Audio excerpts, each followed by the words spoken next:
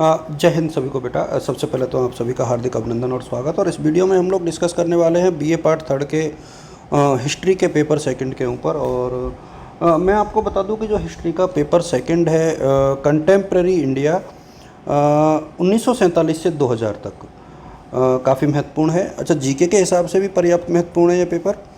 और ध्यान रहे यहाँ पर क्लियर कट मेंशन है, 100 नंबर का ये पेपर है। और हिस्ट्री के दोनों पेपर में मिलाकर के 72 नंबर लाना ज़रूरी है आप लोगों के लिए। और इस पेपर में यदि इंडिविजुअली देखा जाए तो 36 नंबर लाना ज़रूरी है। हालांकि जो पासिंग मार्क्स हैं वो दोनों पेपरों के मिला के काउंट किए जाते हैं। पेपर का पैटर्न आप सबको पता है, 3 सेक्शन में बटा हुआ यह पेपर, जहाँ ए, बी और सी पहले सेक्शन में 1-1 नंबर के 10 क्वेश्चन, दूसरे सेक्शन में 10 नंबर के 5-5 क्वेश्चन और 20-20 नंबर के 2 क्वेश्चन। ये एक पैटर्न है और इसी पैटर्न के अनुसार जो है आप लोगों का पेपर होता है। अच्छा, लीगेसी ऑफ फ्रीडम स्ट्रगल जो है यहाँ पर आप लोग देख पा रहे हो। भारत की जो महानता है स्वतंत्रता संग्राम की, उसमें कौन कौन से वैल्यूज़ हैं जो बहुत महत्वपूर्ण रही थी, जिसमें नॉन वॉयलेंस है, नेशनल इंटीग्रेशन है, सोशल इक्वलिटी है, वुमेन्स पार्टिसिपेशन है। ये बहुत महत्वपूर्ण है कि किस प्रकार से भारतीय स्वतंत्रता संग्राम में जो है ऐसे मतलब अहिंसा और राष्ट्रीय एकीकरण और सामाजिक एकता और महिलाओं की भूमिका रही। तो एक क्वेश्चन यहाँ पर आप लोग देख सकते हो, ये क्वेश्चन आपके एग्जाम में आना चाहिए। एक जो है मुझे जो लगता है एक क्वेश्चन ये है कि फ्रेमिंग ऑफ इंडियन कॉन्स्टिट्यूशन, यानी भारत के संविधान की प्रमुख विशेषताएं कौन कौन सी हैं और किस, इसके साथ साथ ही जो है मेजर जो अमेंडमेंट है वो कौन कौन से हुए हैं, इसको लेकर के एक क्वेश्चन बन सकता है यहाँ पर।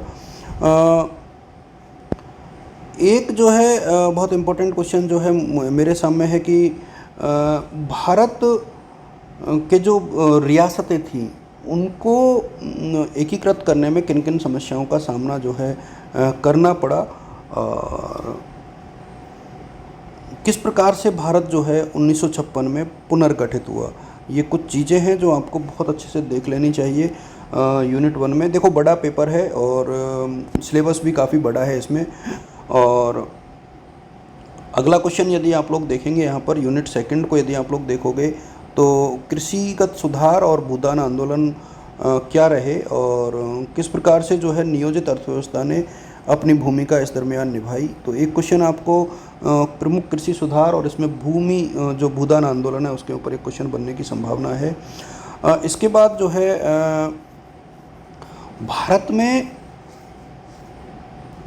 नेशनलाइजेशन ऑफ बैंक, भारत में बैंकों का राष्ट्रीयकरण और जो प्रीवी पर्स है उनको किस प्रकार से दूर किया गया ये, और उदारीकरण, एक क्वेश्चन यहाँ से ये बनता है। और मुझे लगता है कि यदि आप लोग यहाँ पर एक क्वेश्चन जो है औद्योगिक नीति और उसके प्रोग्राम और प्रोसेस के ऊपर भी एक क्वेश्चन आ सकता है। चूँकि 3 क्वेश्चन एक यूनिट से आने हैं, 2 क्वेश्चन 10-10 नंबर के, एक आपको करना है और एक क्वेश्चन 20 नंबर का, तो इसलिए 3 क्वेश्चन इंपॉर्टेंट आपको हर यूनिट में देखने को मिलेंगे ही मिलेंगे।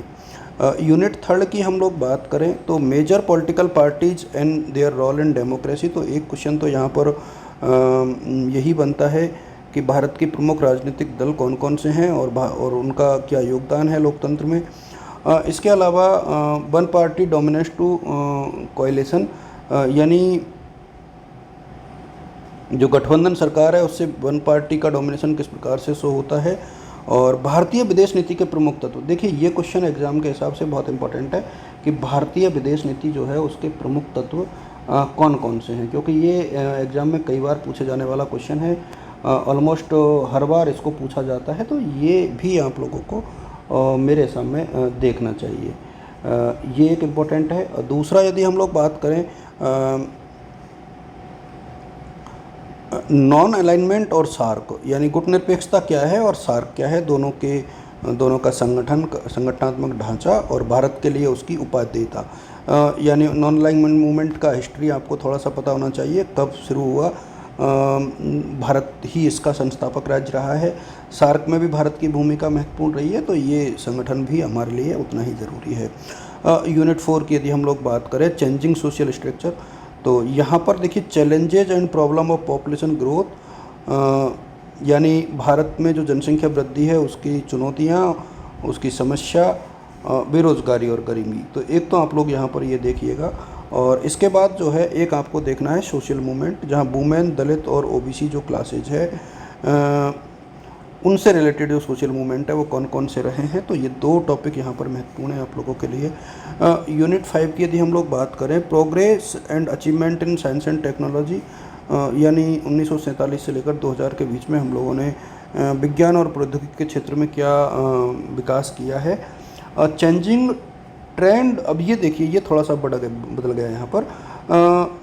चेंजिंग ट्रेंड इन डांस, म्यूजिक, पेंटिंग और मास मीडिया को थोड़ा सा देख लेना कि वर्तमान में मास मीडिया में किस प्रकार से परिवर्तन विगत कुछ वर्षों में हुआ है।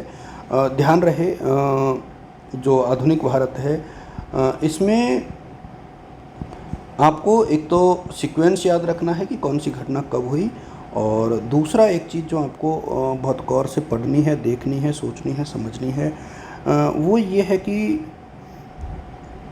जो डेट और ईयर है ना, यदि आप लोग जो कुछ महत्वपूर्ण ईयर और महत्वपूर्ण डेट याद रख सकते हो तो वो आपके लिए काफ़ी यूजफुल रहेगा। आप सभी को शुभकामनाएं, ऑल द बेस्ट और गुड लक। Thank you.